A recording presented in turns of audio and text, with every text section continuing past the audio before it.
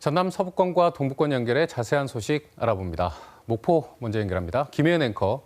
목포 도심의 악취 민원 얼마 전 전해드렸는데 아직도 원인이 밝혀지진 않았군요.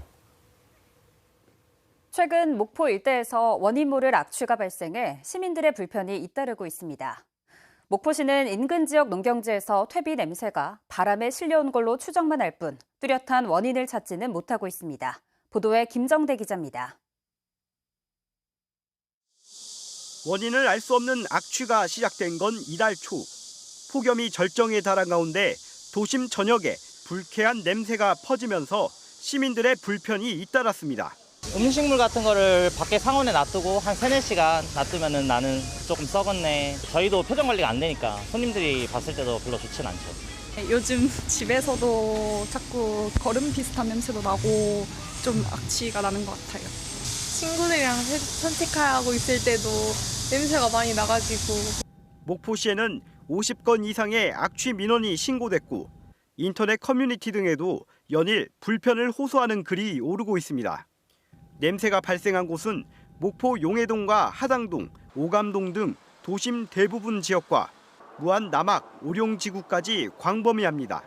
이 악취 원인을 두고 하수도 냄새다, 분뇨 냄새다, 심지어 지난 장마 때 흘러온 수해 쓰레기 때문이라는 등 의견이 분분합니다.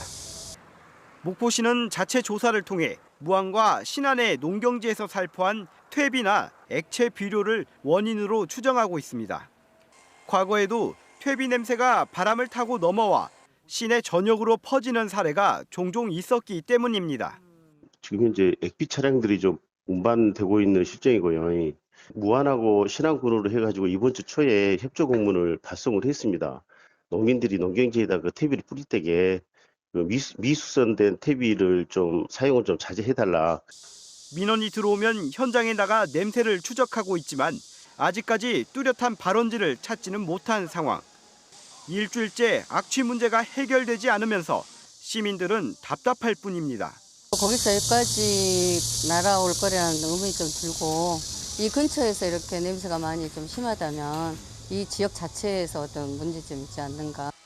목포시는 관내 냄새 유발 시설과 인접 지역의 농경지 등을 수시로 점검하는 한편 악취 발생 시 발원지로 의심되는 곳이 있으면 즉각 신고해 줄 것을 당부했습니다.